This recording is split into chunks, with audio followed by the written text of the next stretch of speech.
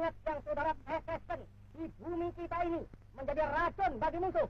Dan tiap-tiap butir batu yang saudara angkat menjadi peluru bagi musuh.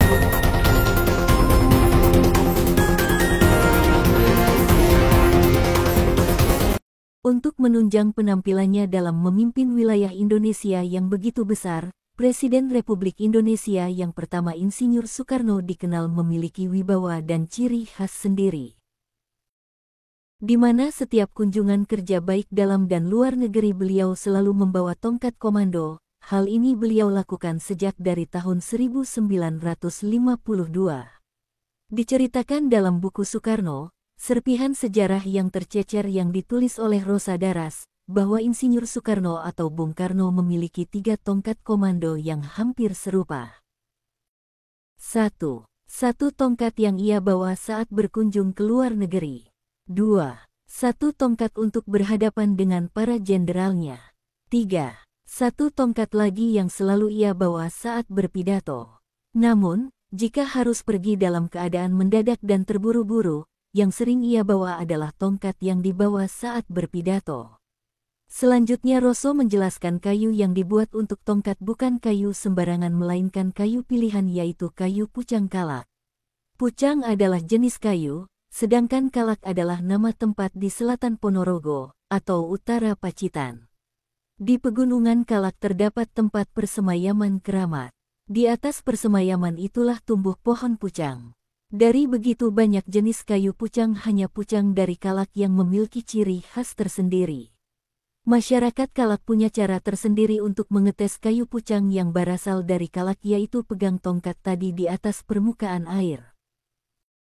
Jika bayangan di dalam air menyerupai seekor ular yang sedang berenang, maka berarti kayu pucang Kalak itu asli. Tetapi jika yang tampak dalam bayangan air adalah bentuk kayu, itu artinya bukan pucang Kalak asli tapi pucang biasa, ungkapnya. Adapun kisah dan sejarah tongkat Bung Karno terbuat dari kayu pucang Kalak dimulai dari sini. Suatu malam Bung Karno didatangi orang dengan membawa sebalok kayu pohon pucang Kalak yang ia potong dengan tangannya. Balok itu diserahkan kepada Bung Karno untuk menghadapi para jenderal, kata orang itu. Lalu Bung Karno menyuruh salah seorang seniman Yogyakarta untuk membuat kayu itu menjadi tongkat komando. Tertulis dalam buku biografi Bung Karno, Penyambung Lidah Rakyat Indonesia oleh Cindy Adam, Bung Karno mengatakan bahwa tongkat komandonya itu tidak memiliki daya sakti atau daya linui. Itu hanya kayu biasa yang aku gunakan sebagai bagian dari penampilanku sebagai pemimpin dari sebuah negara besar, kata Bung Karno kepada Cindy Adams pada suatu saat di Istana Bogor. Di sisi lain dalam biografi menceritakan dalam sebuah pertemuan Presiden Kuba Fidel Castro bercanda sambil memegang tongkat Bung Karno, apakah tongkat ini sakti seperti tongkat kepala suku Indian? Petik 2. Bung Karno hanya tertawa saja mendengar pertanyaan itu. Pada umumnya banyak dari masyarakat Indonesia mempercayai bahwa tongkat Bung Karno bukanlah sembarang tongkat. Tapi tongkat komando Bung Karno adalah tongkat sakti, yang berisi keris pusaka ampuh. Bung Karno hanya tertawa saja mendengar pertanyaan itu. Pada umumnya banyak dari masyarakat Indonesia mempercayai bahwa tongkat Bung Karno bukanlah sembarang tongkat. Tapi tongkat komando Bung Karno adalah tongkat sakti, yang berisi keris pusaka ampuh. Di kisah yang lain ada yang sangat menggemparkan rakyat Indonesia ketika peristiwa Bung Karno ditembak dari jarak dekat saat sholat Idul Adha. Namun tembakan itu meleset jauh dari sasaran tembakan, inilah yang membuat heboh.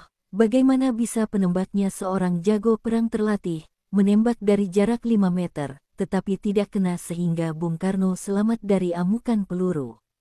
Terungkap di sidang pengadilan, penembak Bung Karno menjawab dari pertanyaan, apa yang dilihat penembak saat itu adalah Bung Karno membelah dirinya menjadi 2. Keadaan inilah yang membuat bingung si penembak, yang mana Bung Karno, hingga akhirnya peluru jauh meleset tanpa mengenai Bung Karno. Apa kata Bung Karno? Ah, itu semua karena lindungan Allah, karena ia setuju dengan apa-apa yang aku kerjakan selama ini.